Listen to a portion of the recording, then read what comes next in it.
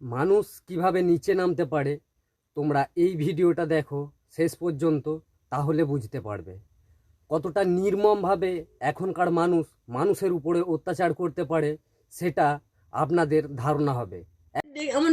আমি বাড়িতে থাকিনি, আমি কাজে গেছিলাম। কাজে থাকতে আসার পর আমাকে বলছে যে কোথায় তুমি কোথায় আমার ননদ বলছে যে কোথায় গেছিলে। আমি বললাম যে কোথায় যাবো, আমি তো কাজে গেছিলাম। বলছে ও ফাঁড়ি থেকে ডেকেছে। আমি বলছি ফাঁড়ি থেকে ডেকেছে তো আমি কি করব? বলছে তুমি কি করবো, তোমাকে যেতে বলেছে। আমি বলছি শুধু দুদিন ছাড়াই আমাকে যেতে বলছে, ছেলেগুলো এমন করলো। বলছে হ্যাঁ তোমাকে যেতে হবে। বলার পর ওরকম করে বলার পর আমাকে আবার ডাকার পর আমার একটা খুব শাশুড়িকে নিয়ে আমি চান করে দুটো রান্না খাইনি, দুটোখানি ভাত না গেলে যায় না। দুটো খেয়ে আমার কাকিমা খুব শাশুড়ির সঙ্গে গেছি। যাওয়ার পর বলছে যে তোমরা তোমরা আমার খুব শাশুড়ির সঙ্গে মুখে মুখে যাবো যে আমরা খাইনি, কাজে যাচ্ছি। খেয়ে বলছি তোমাকে খেয়ে আসতে বারণ করা হয়েছে নাকি? আমরা কাকিমা বলছে যে দুদিন ছাড়াই যে আপনি ডাকবেন, কি করে বুঝবো যে খেয়ে আসতে হবে কি না খেয়ে আসতে হবে? বলে তার সঙ্গে মুখে মুখে খুব হচ্ছে, তাকেও খুব বলছে উল্টো পাল্টা করে। বলছে দেখবেন মেয়ে পুলিশ নিয়ে এসে কেমন ঘাট ধরে ঢুকিয়ে দেবো, রুলের ঘাট খেয়েছো এমন করে বলছে। সে বলছে শুধু আমাদের ছেলেরা কিছু জিনিস ঘুরায়নি আর আপনি এইভাবে বলছেন। তো বলার পর তারপর কি হচ্ছে যে এত মাছ, তারপর আমাকে বললো যে তোমাকে থানায় যেতে হবে। আমি বললাম ঠিক আছে, আমার ছেলে তো ঘুরাই না, আমি থানাতেই যাব। থানাতে যাওয়ার কথা বলার পর আমাকে কি করেছে, নিয়েছে মেরে। যাবো বললে ভালো হবে, আমাদের পুলিশরা দিয়ে আসবে, আবার নিয়ে আসবে। আমি নিয়ে আসবার পর আমাকে বলছে যে ওই কথায়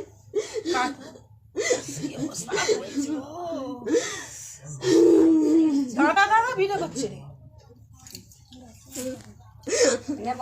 বলার পর আমাকে বলছি তোমাকে গাড়ি, আমাদের গাড়ি এসে নিয়ে যাবে। আমি তোকে বলেছি যে আমাদের বাড়ির লোক আসলে আমি যাবনি, আমাদের বাড়ির লোক আসলে তবে আমি যাবো। বলছে ঠিক আছে, তোমাদের বাড়ির লোক কখন যদি যায় তোমাকে আমি ছেড়ে দেবো, আমরা তোমাকে ছেড়ে দেবো।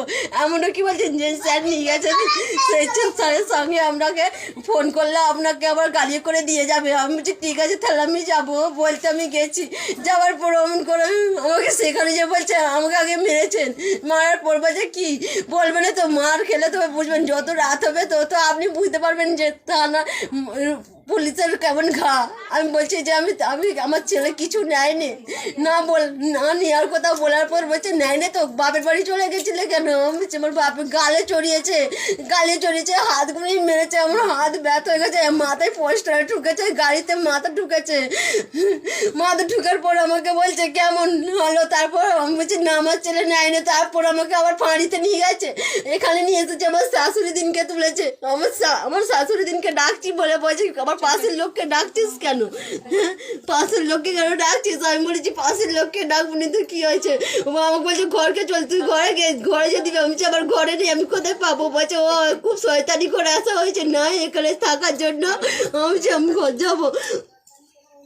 বলছে ঠিক আছে তুই ঘরটা বেঁধেছ বলে আবার পানিতে নিজে না হাতে গামছা দিয়ে বেঁধেছে, গামছা দিয়ে বেঁধে তাতে রুলে দিয়ে মারছে। আমি তো বলছি আমার কিছু নেই।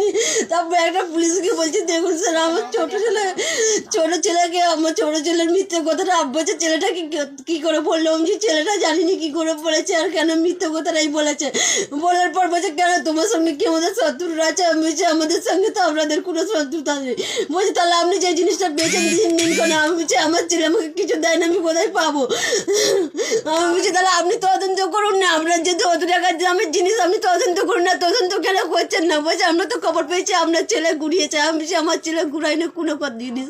বলার পর আমাকে আবার কেউ চোখে তো নৌকা দিয়ে ঘষতে, বলছে দেখ এবার কেমন লাগে। বলে আবার ঠ্যাঙের মারছে, হাতায় মারছে। একটা দিদি মেয়ে পুলিশ ছিল, সে শুধু একটু করে গার্ড দিচ্ছে, তাও সেও বলছে যে এত করে মাছ। আবার একটা পুলিশ বলছে অত করে মারিস নি, তবু তারা কথা শোনেনি। তারপর আমাকে বলছে বাড়ি যেতে পারবে? আমি বাড়ি যাবো নি। বলছে কেন? আমি আমার ভয়, বলছে একে বলে ভয় লাগছে। আমি হ্যাঁ। বলছে আমরা দিয়ে আসবো। বলছে বলবে না, বললে কিন্তু খুব আবার খারাপ হয়ে যাবে। বলছে এত অবস্থা খারাপ হয়ে যাবে বুঝলে যাবে।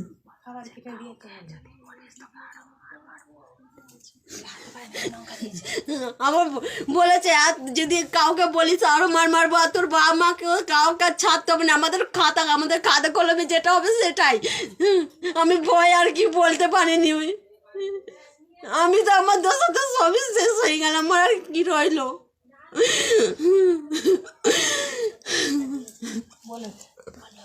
যে দেশে মহিলাদের এত সম্মান করা হয়, যে দেশে মহিলাদের মায়ের চোখে দেখা হয়, যে দেশেতে প্রথম মহিলাদের সামনের সারিতে রাখা হয়, সে দেশে মহিলাদের উপরে এরকম ধরনের নির্মম অত্যাচার আমাদের রাজ্যে অন্তত শোভা পায় না। যে দেশেতে মা শারদার বাস, যে দেশেতে আমাদের অনেক মহাপুরুষের বাস, সেই জায়গাতে এখন যেভাবে অপরাধমূলক কাজ হচ্ছে বা ঘটনা ঘটছে বা দেখা যাচ্ছে, এগুলোর প্রতিবাদ আমাদের জনসাধারণের করা উচিত। বা দিন দিন যেভাবে খারাপ উদ্দেশ্য নিয়ে বা উদ্দেশ্যপ্রণোদিতভাবে সাধারণ মানুষের উপরে অত্যাচার হচ্ছে, এগুলো দেখা সত্যিকারের ঘৃণনীয় একটা নোংরা অপরাধমূলক কাজ আমাদের প্রত্যেকের হয়ে দাঁড়াচ্ছে।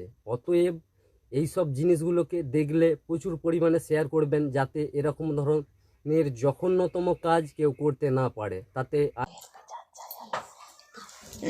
আমি যে জিনিস ঘুরাইনি, আমার ছোট ছেলের নামে দুটো দুধের বালকের নামে যে মিচি মিচি করে দুর্নাম দিচ্ছে, তো তার শাস্তি চাই, ওই পুলিশ অফিসারদের শাস্তি চাই। ঠিক জানি না, আমরা বাপের বাড়ির লোক, বাপের বাড়িতে এরকম আসছে হচ্ছে, ননদ বাপের বাড়িতে আসছিল, এর আগে একদিন আসছিল যে উনি কী হয়েছে এরকম, ওরা বললো পতাকা তোলার দিনে উনি হচ্ছে হাতের ভেজলেট হারিয়ে গেছে, আমার ছেলে ঘুরোই না, ও বলেছে ঘুরিয়েছে।